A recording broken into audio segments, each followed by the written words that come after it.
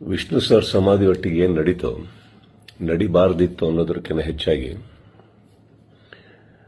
ಒಂದೊಂದು ಅರ್ಥ ಭಾಳ ಚೆನ್ನಾಗಿ ಮಾಡ್ಕೋಬೋದು ಇಲ್ಲಿ. ಏನಂದ್ರೆ ಒಬ್ಬೊಬ್ಬರಿಗೆ ಒಂದೊಂದಿಲ್ಲಿ ನಮ್ಮದೇ ರಾಜ್ಯ, ನಮ್ಮದೇ ಊರು, ನಮ್ಮದೇ ಕಲಾವಿದರು. ಸೊ ಹೀಗಿರಬೇಕಾದ್ರೆ ನಾನೆಲ್ಲ ಅಭಿಮಾನಿಗಳಲ್ಲಿ ಕೇಳ್ಕೊಳ್ಳೋದು ಒಂದೇನೆ, ಇನ್ನು ನಾವು ಓಡಾಡಿದ್ದಾಯ್ತು, ನೀವುಗಳು ಓಡಾಡಿದ್ದಾಯ್ತು, ಎಲ್ಲರಲ್ಲೂ ಮನವಿ ಮಾಡ್ಕೊಂಡಿದ್ದಾಯ್ತು, ದಯವಿಟ್ಟು ಇದನ್ನು ಮಾಡಿಕೊಡಿ, ಸ್ವಲ್ಪ ನೋಡಿ. ಯಾಕಂದ್ರೆ ಒಂದು ಅಳಿಲ್ ಶಕ್ತಿ ಬೇಕಾಗಿತ್ತು ಇದನ್ನು, ಈ ಸಮಾಧಿನ ಉಳಿಸ್ಕೊಳ್ಳೋದಕ್ಕೆ. ಯಾರಿಗೆ ಅಧಿಕಾರದಲ್ಲಿದ್ದು ಯಾರಿಗೆ ಆ ಶಕ್ತಿ ಇತ್ತು ಅವ್ರ ಬಗ್ಗೆ ಹೇಳ್ತಾ ಇದ್ದೀನಿ. ಸೊ ಅದು ಮಾಡಲಿಲ್ಲ ಅಂದಾಗ ಇನ್ನು ಅವ್ರನ್ನೆಲ್ಲ ವಿಷ್ಣು ಸರ್ನ ನಾವು ನೋಡಿ ಬೆಳ್ಕೊಂಡು ಬಂದಮೇಲೆ ಒಂದಂತೂ ನಾವು ಕಲೀಲೇಬೇಕಾಗಿರೋದು, ಇನ್ನು ಭಿಕ್ಷೆ ಮಾಡೋ ಅವಶ್ಯಕತೆ ಇಲ್ಲ, ಕೇಳ್ಕೊಳ್ಳೋ ಅವಶ್ಯಕತೆ ಇಲ್ಲ, ಕೇಳೋ ಅವಶ್ಯಕತೆನೇ ಇಲ್ಲ, ಮುಗಿದೋಯ್ತಲ್ಲ.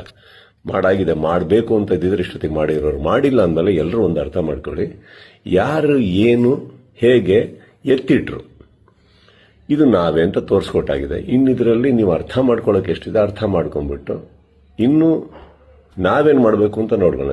ಈಗ ಮೊನ್ನೆ ನಾವು ವೀರಕಪುತ್ರ ಶ್ರೀನಿವಾಸ್ ಅವ್ರ ಥರನೂ ಮಾತಾಡ್ತಾ ಇದ್ದೆ. ಅವರು ಒಂದಿಷ್ಟು ಯೋಜನೆಗಳು ಹಾಕೊಂಡಿದ್ದಾರೆ, ಆದಷ್ಟು ದೊಡ್ಡ ಒಂದು ಪ್ರತಿಮೆ ಕಟ್ಟಬೇಕು ಅಂತ ಇದ್ದಾರೆ. ಅದನ್ನು ಮಾಡೋಣ, ಬೆಟರ್ ಅಲ್ಲ? ಅದನ್ನು ಮಾಡೋಕ್ಕೆ ನನ್ನ ಸಂಪೂರ್ಣ ನಾನೇನು ಮಾಡಬೇಕು ಖಂಡಿತ ನನ್ನ ಕಡೆಯಿಂದ ನಾನು ಮಾಡೇ ಮಾಡ್ತೀನಿ. ಎಲ್ಲರಿಗೂ ಒಂದು ನೋವಾಗಿದೆ ಅನ್ನೋದು ಒಂದು ಗೊತ್ತು. ರಾತ್ರಿ ಅದು ನಡೆದಾಗ ಹೇಳಿತನವೂ ಹೌದು, ಮಾಡಿದವ್ರದ್ದು ಬಿಡಿ. ಆ್ಯಂಡ್ ನೋವಾಗುತ್ತೆ, ಬಿಟ್ಟಾಕಿ, ಈಗೇನು ಪ್ರಾಬ್ಲಮ್ ಇಲ್ಲ. 10 ನಿಮಿಷ ಕಣ್ಣೀರು ಹಾಕಬೇಕು, 11 ನಿಮಿಷ ನಾವೇನು ಮಾಡಬೇಕು ಅಂತ ಯೋಚನೆ ಮಾಡಿ ಮುಂದೆ ಹೋಗೋದು ನನ್ನ ಅಭ್ಯಾಸ. ನೀವೆಲ್ಲರೂ ಅದೇ ಮಾಡ್ತೀರಾ ಅಂದ್ಕೊಂಡಿದ್ದೀನಿ. ಕೈ ಚಾಚಿದ್ದು ಸಾಕು, ಇನ್ನೇನು ಮಾಡಬೇಕು ನಾವು ಮಾಡೋಣ. ಜೈ ವಿಷ್ಣು ಸರ್.